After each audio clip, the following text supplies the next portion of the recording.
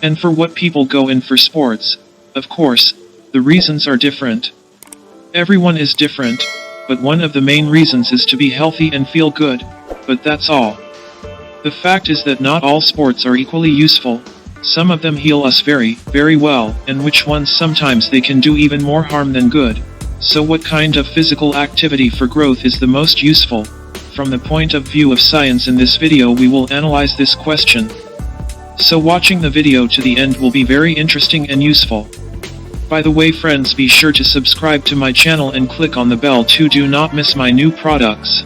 So a group of Australian scientists conducted a very impressive study. As many as 80,000 people took part in it. That is, there was also a sample in more than a solid study, and it was conducted for many years from 1994 to 2008. The subjects were people aged 30 years and older, and throughout all these years the subjects performed certain exercises. That is, they did it in one way or another, and when it came time to take stock, very interesting results appeared. I was interested in such popular and dangerous things in our time as a heart attack, stroke, so then I make a coffee reservation. I'm not expressing my opinion, but now I'm going to talk about the results that were obtained in this study. Since the sample is still 80,000 people and a large number of people worked on it and analyzed the data, really experts, it's worth paying attention to what conclusions they came to. So for example, activities such as football and weightlifting, according to the results of the study, did not affect life expectancy, while, for example, badminton, tennis and other sports with a racket in.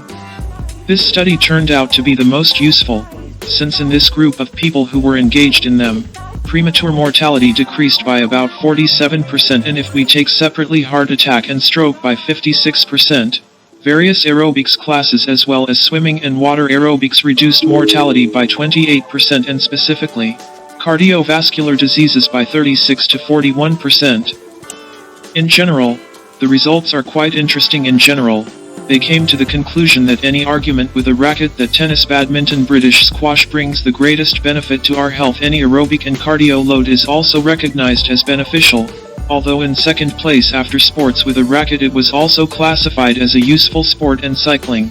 So those who like to pedal on average sold their lives for 15% in general, really not at all incomprehensible results that were obtained from those who were involved in running, football, and weightlifting. I remind you that the researchers did not deduce significant changes in life expectancy and in the purity of occurrence cardiovascular diseases, and for me personally, these results look strange. Although who am I to argue with a sample of 80,000 people? There are other studies that were conducted, for example, by professional football players there. The sample was solid, almost 30,000 people, and so it was convincingly proven that professional football players have a 20% decrease in the likelihood of developing cardiovascular diseases and a 50% chance of developing lung cancer. Although it may be the whole question of sampling which was in these 80,000, maybe even those who played football were attributed to those who played football in their youth and now once a month sometimes they go out with friends to drive it because I used to play it as a child. I now with friends. This is not a systematic exercise, and with this regime probably really well, you can't count on any extension of life. Also, you can put forward a version about those who were involved in power sports. Why in this study they did not increase their life expectancy? It can be assumed that excessive muscle gain could lead to side effects in the form e.g. arterial growth, yes, apparitions. Which, in principle, is logical if a person is engaged exclusively in weight gain and does not monitor blood pressure and does not do cardio training. Someone can become hypertensive, and this, of course, directly affects the occurrence of cardiovascular diseases, that is, hypertension, and pulls a large bouquet of other ailments. But there was another interesting study where scientists puzzled with such a question: and what kind of cardio load is the most useful?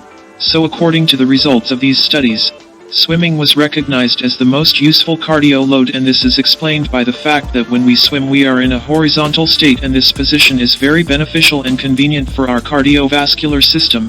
The heart pumps blood very well and comfortably in this position. That is why the heart stops very, very well during swimming. Swimming is also, of course, a respiratory system that increases the vital volume of the lungs. It creates an excessive load on the ligaments and joints. But of course, swimming has its drawbacks. And by the way, opposite to swimming where we are in a horizontal position, what is good for the heart, there is also such a type of physical activity as jumping rope. So jumping rope in one place, bouncing with both legs just from the point of view of heart health. It is not recommended because when we jump over the rope with both feet at the same time, we literally bounce on the spot rather energetically up and down, and studies have shown that this is a harmful load for our heart. So, if you really love and jump over the rope, then it is recommended to do it out of place. That is not jumping with two legs, but we go back and forth, as if stepping over with legs alternately. Well, that is such an imitation of running. There was also another study where they asked with a different question, how useful are power loads and what should be the ratio of these moderate aerobic cardio loads and still power, that is, with Libra, and then they came to the conclusion that this is the healthiest if you don't have direct contraindications to combine both in our lives, and it is especially recommended for people after 50 years of age. You need to add power loads, but you must make a reservation. Of course, under the supervision of specialists, because well, it just doesn't cost anything to get injured if a person has never done strength training in his 50 years, but if there are no direct contraindications, then careful and adequate strength exercises are the best prevention of osteoporosis, that is, washing out calcium from our guests. And this is a real scourge for the elderly.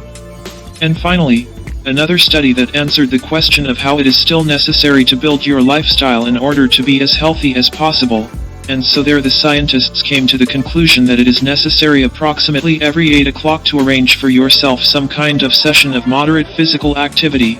The simplest and most obvious from moderate physical activity, walking, is just a banal walk, and if we arrange ourselves about 3 times a day, of course, ideally every 8 o'clock, well, it's impossible, just logistical, but 2 or 3 times a day, take a good walk for 30 to 60 minutes and do this is all throughout our life. We have a very good chance of living to 100 years, and this is not a figure of speech, but this is reality. By the way, friends, write in the comments which of these sports you do and what do you think is the most useful. Share.